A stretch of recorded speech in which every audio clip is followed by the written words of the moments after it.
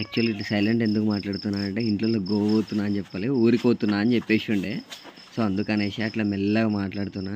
But ఈ video చూసినాక అర్థమైపోతుంది ఇక దెంగులు కన్ఫామ్ ఎట్లాగు.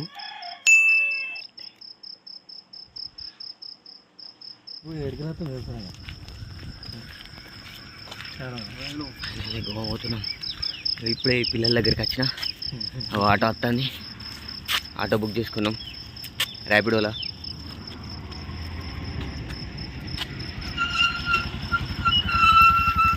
ఆటో మనది, గోవాకి పోతున్నాం. ఆటోలో కాదు గోవా పోయేది, జస్ట్ బస్ స్టాండ్ దాకా ఆటోలో పోతున్నాం.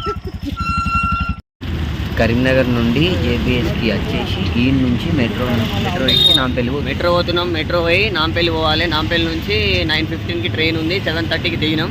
ఇంకా 2.5 hours ఏం చేయాలో తెలియదు. అందుకే అట్లా టైంపాస్కి అక్కడ దాకా పోయి బస్సు ఎక్కుదామని చూస్తున్నాం. బస్సు కాదు సారీ, మెట్రో ఎక్కి ఆడ దాకా పోదామని చూస్తున్నాం. ఈయన 2 జతల బట్టలు తెచ్చుకున్నాడు, అడగోలు బ్యాడ్లు మోసినట్టు మోస్తాడు అంతగా నంబరు.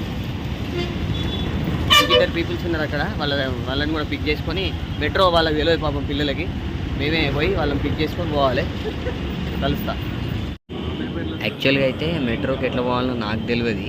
వాళ్ళ నాగుర్రా అంటే ఆగిరు, వాళ్ళే టికెట్లు తీసుకొని వాళ్ళకి తీసుకొని బయలుదేరినాం.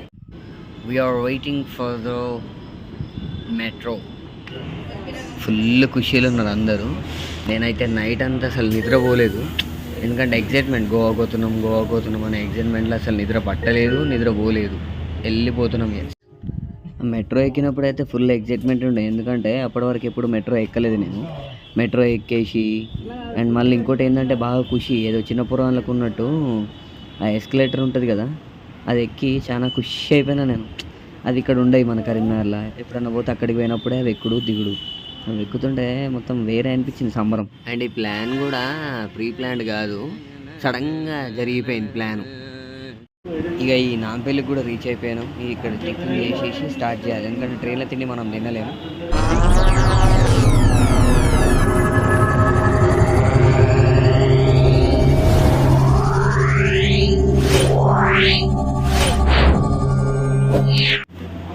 ఇగో ప్రూఫ్,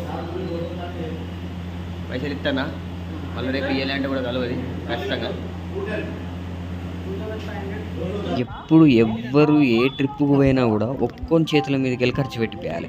అందరం కలిసి పెట్టినాం అనుకో, అది ఓవరాల్గా ఇక్కడికి వచ్చినాక లెక్క అర్థం కాదు, అయితే తక్కువైతే లేకపోతే ఉల్టా ఎక్కువ అయిపోతుంది. ట్రైన్ల గురించి ఏమాత్రం అవగాహన లేనప్పుడు ట్రైన్ ఎక్కుడంటే చాలా కష్టమైపోతుంది. ఎందుకంటే ఆ ట్రైన్ ఏడవుతుంది, ఏ డబ్బా అవుతుంది, ఎక్కడ ఎక్కాలి, ఏ డబ్బాలు ఎక్కాలి, ఆ డబ్బా ఎక్కడ ఉంటుంది, ఇవన్నీ తెలిసినోడు చాలా ఈజీగా హ్యాండిల్ చేయగలుగుతాడు. మేము ఇది మా దాంట్లో ఒకడు ఉన్నాడు క్యాండిడేట్, సో వానికి తెలుసు కాబట్టి మాకు ఎక్కువ ఇబ్బంది ఏం కాలేదు, సీదా ఇక్కడికి వచ్చేసినాం. నేను ఇప్పటివరకు ఎప్పుడైనా టీసీని అసలు ఇప్పటివరకు ఎప్పుడు ఫేస్ చేయలేదు, ఎందుకంటే నేను ఏ ట్రైన్ ఎక్కినా కూడా ఇప్పటివరకు ఎప్పుడు టీసీ రాలేదు, టికెట్ అడగలేదు, చూడలేదు. నేను ఒకసారి మహారాష్ట్రకి అయితే వితౌట్ టికెట్ పోయినాం, మధ్యలో ఒకసారి వచ్చేసి ఆపారు, ఆ టికెట్ డబ్బులు ఏందో వాళ్ళకి ఇచ్చేసినాం, వెళ్ళిపోయినాం కథంలో. మా వాళ్ళు సేవింగ్స్ తోటి వస్తారు, మేమేమో అప్పులు చేసి వస్తున్నాం. ఒకసారి వచ్చినప్పుడు బండి రెండోసారి బండి ఇది మూడోసారి, ఈసారి అప్పు చేసి వస్తుంది. ఇట్లా నడుస్తుంది గోవా టూర్.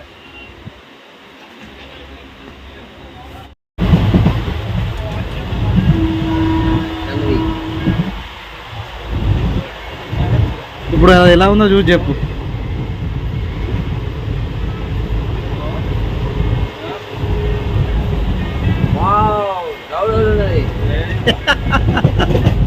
సగం ఉడికిన రైస్ అంటారు ఫ్రెండ్స్, ఇది అన్నము కొంచెం ఏదో మసాలా కలిపినట్టు కూడా ఉంది ఫ్రెండ్స్.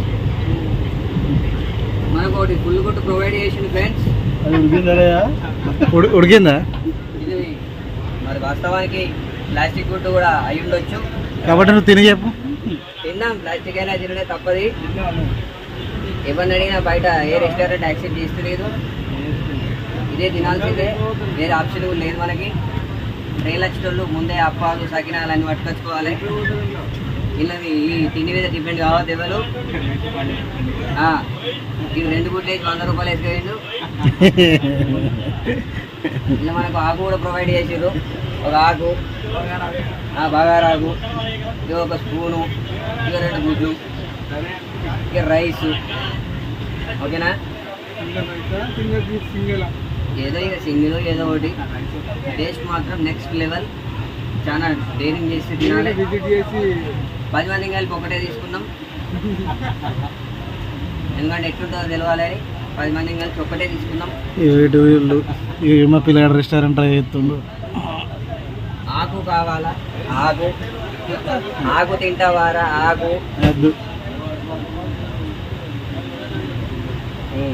ట్రైన్లో తిండి మాట్లాడు కాక బయటికి పోయి తెచ్చుకుందాం, ఉరుకుతున్నాం. తిండి ఎక్కడ ఉంటుందో తెలియదు. తొందర పోవాలి, తీసుకొని మళ్ళీ రావాలి. మాతో ఆ తిండి అయితే లేదు, మాతో తినుడు. చచ్చిపోతున్నాం మేము. బయటికైతే పోతున్నాం, ఏమైతే తెలియదు. వచ్చే వరకు ట్రైన్ ఉంటుందా పిక్తుందా కూడా తెలియదు. రైటా? ఇది ఊరికి వచ్చినాం. ట్రైన్ ఉన్నది, ఇదంతా ఒక ట్రైన్లోనే సిట్టింగ్ ఉంది. బయట కంప్లీట్ ఒక భోగిని అట్లా వేసేసారు మొత్తం హోటల్ వైజ్ సిట్టింగ్ పర్పస్. పోవాలి మళ్ళీ ఉరకాలి. ఇప్పుడు మళ్ళీ కిలోమీటర్ ఉరకాలి. బిర్యానీలు రెడీ అవుతున్నాయి లోపల, మళ్ళీ తీసుకొని మళ్ళీ స్పీడ్గా వెళ్ళిపోవాలి.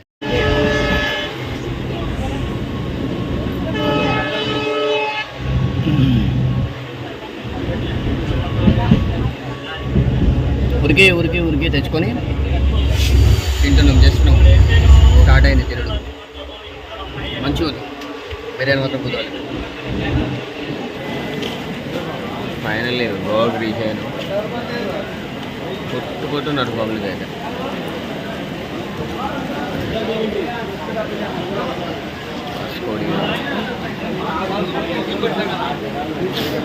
మామూలు జరు ముందన్న లేపాలి కానీ లేపలే, ఇప్పుడే లేపారు అక్షరం అన్నారు. నాకంటే ముందే దిగి నన్ను మర్చిపోయారు. వీళ్ళు మనోళ్ళు, ఎనుకున్న వాళ్ళంతా మనకు కొత్త పరిచయమైన ఫ్రెండ్స్. అండ్ వాళ్ళు మనకు ట్రైన్లో పరిచయం అయ్యారు. మనమైతే వాళ్ళని ఏమి ఇబ్బంది పెట్టలేదు, అండ్ వాళ్ళు కూడా మమ్మల్ని అయితే ఏమి ఇబ్బంది పెట్టలేదు. చాలా ఫ్రెండ్లీ ఉన్నారు. హాయ్ ఫ్రెండ్స్, స్కాములకి స్వాగతం అందరికీ.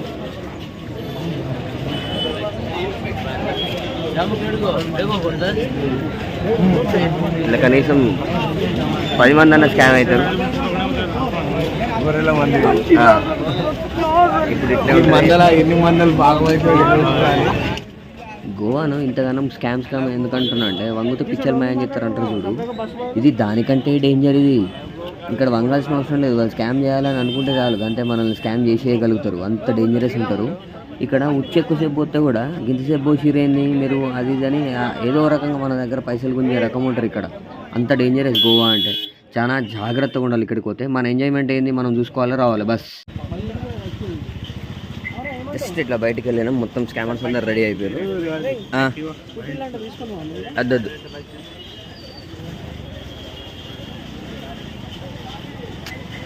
అంతా స్కామర్స్ రెడీ ఉన్నారు. మనం స్కామ్ కావడానికి రెడీ ఉంటే రప్పని కూర్చుతారు. బిల్డింగ్ వేరే ఉన్నాయి మొత్తం. సుభాష్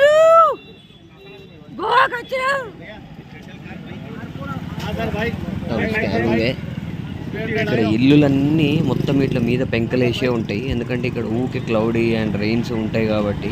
ఇక్కడ ఇల్లులు మొత్తం స్లాబ్ వేసినా కూడా మీద కంపల్సరీ మళ్ళీ రేకులు వేసేసి పెట్టేస్తారు, ఎందుకంటే ఊకే వానలు పడతాయి కాబట్టి. మనకు వీళ్ళందరూ ట్రైన్లో పరిచయం అయ్యారు.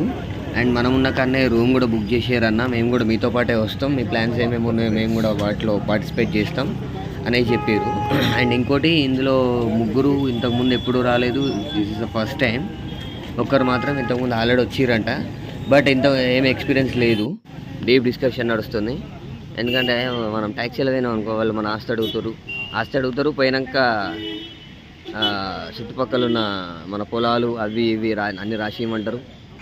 చాలా డేంజరస్ ఉంటుంది ఇక్కడ, చాలా జాగ్రత్తగా ఉండాలి.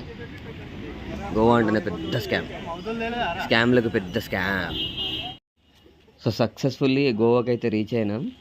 సో ఏం చేస్తా అంటే, గోవా మొత్తం వీడియోని నేను తీసి పెట్టడం అంటే చాలా ఇబ్బంది అవుతుంది. సో 4 parts 5 parts అనుకుంటున్నా. సో నెక్స్ట్ పార్ట్లో మళ్ళీ కలుద్దాం. రైట్, చలో బాయ్.